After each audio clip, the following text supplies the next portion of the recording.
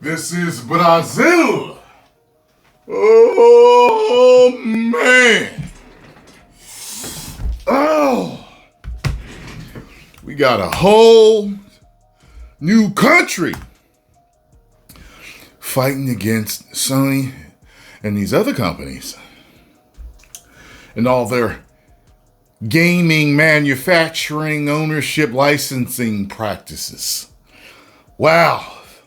If only we could get one more person to help out, I think he could get the deal done. And it would be huge.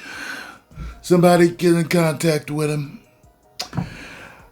Brazil is officially joining the Stop Killing Games conversation. Congresswoman Jandira Feghali has introduced Bill 3612/2026, inspired by the Stop Killing Games movement. If passed, game publishers would have to ensure players can keep playing their games even after official support ends. The bill would also update Brazil's Consumer Protection Code to better cover digital games. See, and that's what a lot of people are talking about and have been talking about. You know, so people right now are fighting for discs to stay. However, we need some digital ownership rights talk going on because they can just snatch them whenever they feel like it. Sony did it with movies when they snatched 551 plus.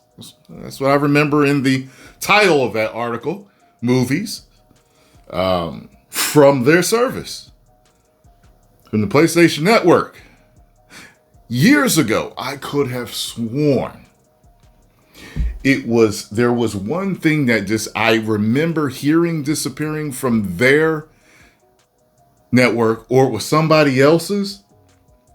And I remember thinking to myself, because at that time, I'm like, I'm a PlayStation guy. I'm a Sony guy. It felt good to be part of the Sony, collective, if you will.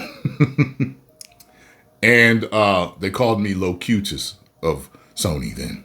I even got the bald head to go with it. Well, now I do, not then. Anyway, listen. So I was thinking to myself, well, I don't know anybody that really buys any movies from Sony, like on the PlayStation Network. I don't think I'm going to order any, because if anybody's going to be having problems with these type of issues later, it's going to be them. I remember thinking that to myself.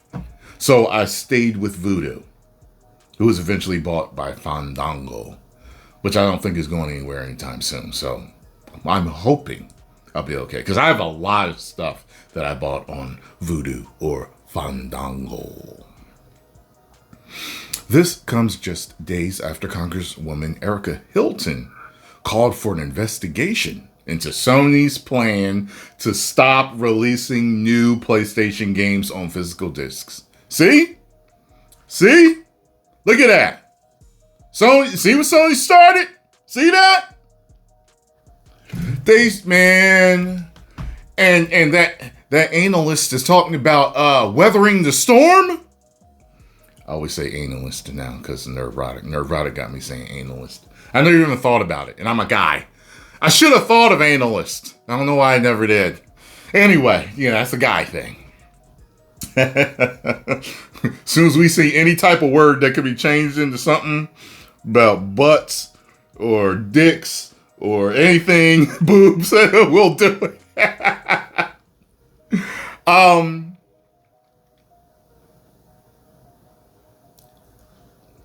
I had something to say. See, got caught up in the whole analyst thing. Oh, and the analyst thing was talking about, they're going to weather the storm. Well, it looks like they might have some more natural disasters coming. That storm might turn into a hurricane.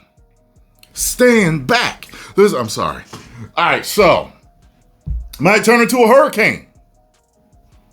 Never know. There might be a tsunami coming with it. An earthquake. You never know. See, Sony? And I've been nice to you all these years. All these years, man, I've been your guy. Worked with you, did brand deals with you and everything, man. And y'all do this? Come on. Stop playing, man. I know that bottom line is important, but come on. You know what I mean? Keep seeing things saying that you allegedly fudged the numbers for physical versus digital. You know what I'm saying? We know it would be pure profit with digital. We know you know that the PS6 ain't going to sell.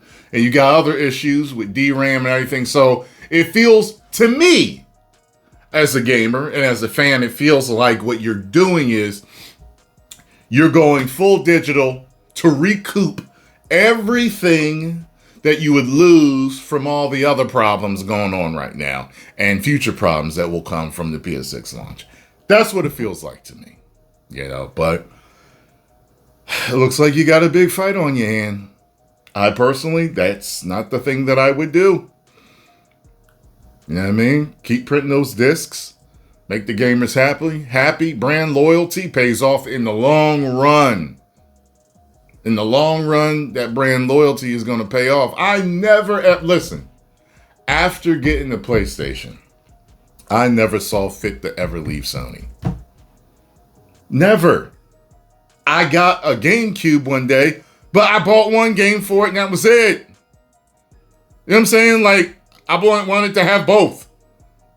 But at that time, I was a growing young man in my 20s and I was starting to have relationship issues and bills and car insurance and cars and work and double shifts and bosses to work with and all these other problems that came with young adulthood. Okay, so I wasn't gaming as much. But when I came back, I heard about the 360. I got me one, but I was waiting for the PS3. Then I heard about that damn price. I was like, I'm still a Sony guy. You know what I'm saying? I'm still a Sony guy. I'll wait for it to come down. I'm not gaming as much. It's not that heavy on my list. I got one. You know what I'm saying? I had gotten a PS2 too. You know, I got one. Then I totally went and I retired. I will never retire.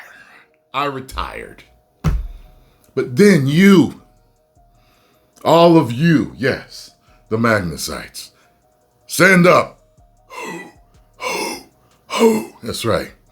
You guys brought me back to gaming. You said, hey, Tyrone, we know you're interested in that new Batman game, the Arkham Knight. You know what I'm saying? Batman Arkham Knight. They got a bundle for the PS4. Why don't you get it? I got it. And I ain't left the gaming since. And I've stayed a Sony guy. Even though one of you actually sent me a PS1. I mean, not PS1, Xbox One. I appreciate that. Everybody was trying to get me to play every game on the planet.